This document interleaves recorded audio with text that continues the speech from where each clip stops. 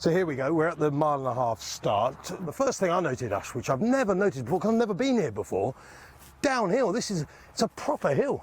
You run drastically downhill into Swinley Bottom. It's so important to get your horse to relax as early as you can.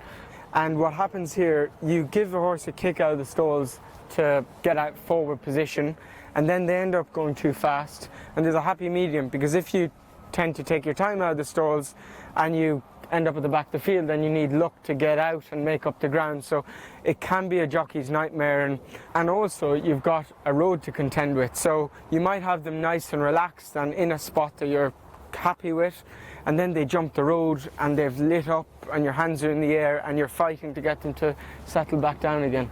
I freewheel down the hill, I swing round Swinley Bottom, and I come to this point here. This is almost an intersection, because down this part of the track is the 1 mile shoot.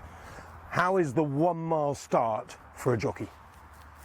Can be a little bit tricky. You don't have a lot of races run on this course. You've got lots of time to prepare and get your position.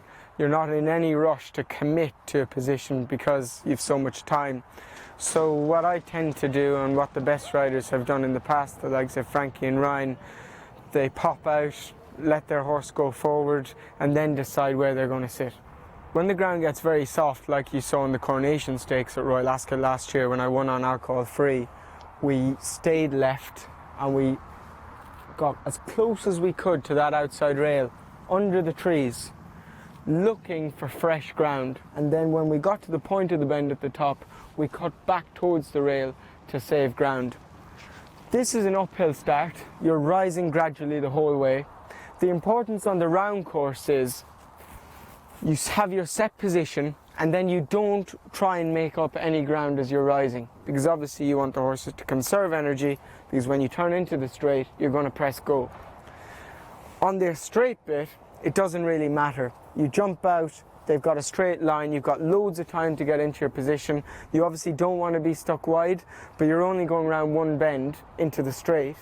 So even if you are 3 deep, you're not wasting as much ground as you would on the round course. I have to say, I'm feeling fresh as I get to the home turn. Why do you jockeys, get into so much trouble in the straight here at Ascot? I think if you are in a prominent position, it's possible to get racing too soon. And if you ride a waiting race, you're often a hostage to fortune. You need the gaps to open up, or you need a horse to carry you into the race. So it's not easy. This right-hand turn can pose lots of problems. You're always trying to stay going well for as long as you can. It's really rare you see a horse who hasn't travelled round the turn that's slightly come off the bridle, pick up and win. You need to travel. And we mentioned at the mile start the fact you went under the trees a little bit on the Coronation. But if my memory serves me right, you came up the middle of the track at the end, and there was quite a bit of weaving around in that finish.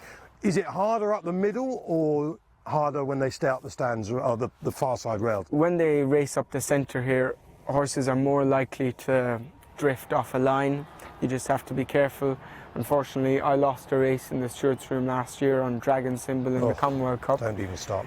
And that was a tough one to take, and I made an error. So you shouldn't have lost it though, should you? No, I don't think so. I think best horse won. If we're to stick by that rule, then he was very unlucky to lose the race. But if I didn't cause the interference, then there wouldn't have been a stewards' inquiry. So we've done just about 2 miles now. You probably think all you've now got to do is walk up this home straight with me and that's it, you're done. But you're wrong. We're going to go straight down there now to the 5 furlong straight track. So we're at the 5 furlong start, of course, King Stan, Queen Mary. 6 furlong start, Coventry, which is roughly the same, another furlong down there. And I want to take you back to the Coventry Stakes of Berkshire Shadow. You were drawn towards the stands rail on the extreme left as the stalls were opening, actually, if I remember rightly. Powered home up the stand side rail, wind going away. Was that the worst way to ride this straight track, or the best way? He jumped a little slowly, as he did first time out, and I had to get cover, get him to follow something good that was going to carry him into the race. Paul Hannigan's horse had good form leading into it, and also a lot of speed, and he was drawn near me. So I followed him. The groups kind of converged, and we got racing from 2.5 down, and I was still going okay. And when I moved to the left and asked him for a little bit of effort, to give him a slap down the shoulder, he started to pick up, and he just kept finding, and he stuck his head down, and I was absolutely thrilled. Berkshire Shadow in the red and white flying home as well. Massetto in the centre, but it's Berkshire Shadow and Oisin Murphy have won. So what's the ideal way to ride this straight track? Races are won from every position here, but I suppose the key, like everything else, is ride your horse to the best of its abilities. This track takes a lot of getting, so if you're making the running, you're hoping for an easy time. The horse has their ears pricked, saving energy, and then you want to kick at the right time. If you're riding a waiting race, you're trying to follow the right ones. Hopefully you won't get stopped in your run. Horses don't stop in front of you in your path. If you're in the middle of them, it can be quite rough.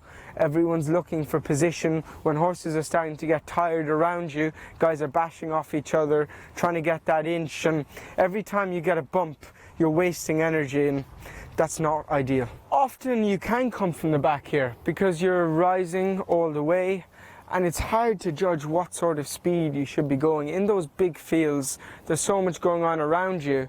It's a little bit difficult, and it certainly can be at times, to realise how fast you're going. And I had a Royal Ascot winner last year on Perotto and came from last as well, and actually on that stand side, and a similar position on Serbosca. So this straight course often does suit hold-up horses. So what's the best ride you think you've given a horse? You've got, what, 10 Royal Ascot winners, not all of them on the straight track, but quite a few of them. The best performance from the Murph on the straight track here is? To win on the Learjet was massive. Ah, the old Yarmouth winner. Huge relief. My first Royal Ascot winner for Qatar.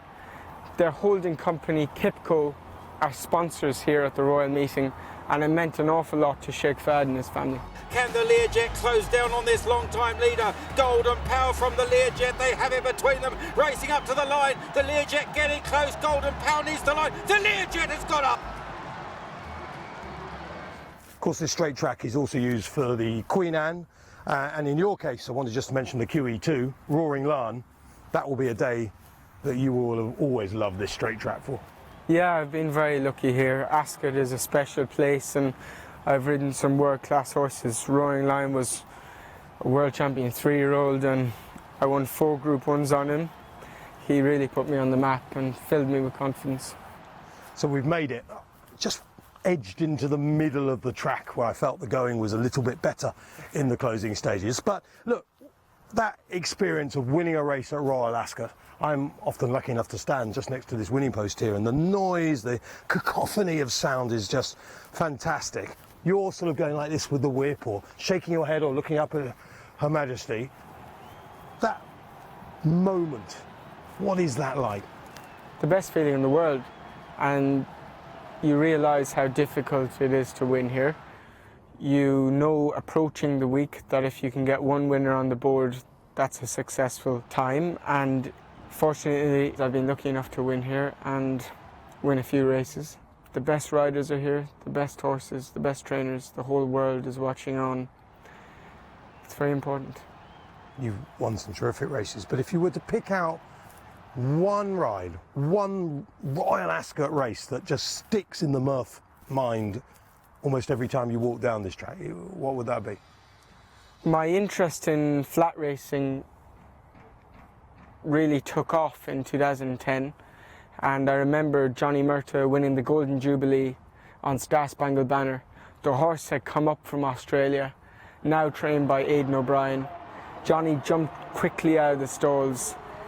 He made the running on the stand side on his own, and he never saw another horse. Star Spangled Banner on the stand side. Fleeting Spirit far side. Star Spangled Banner clear. Stand side had it. The Star Spangled Banner was terrific, but it was 12 years ago, actually. What's the key horse in 2022? The horse I would most love to ride is Baid. He's unbeaten. He looks an absolute superstar. He looks the best horse in the world at the moment. Obviously that's open to debate. He's still quite lightly raced. He looked brilliant in the Lockinge. We know the Queen Anne is his target. My Indian Haggis is going really well at the moment. Anyone who can catch a glimpse of this horse should take the opportunity. I think he's truly very special. Yeah, all the races, of course, at Ascot 2022 on Sky Sports Racing, where we have the need for speed with Baid.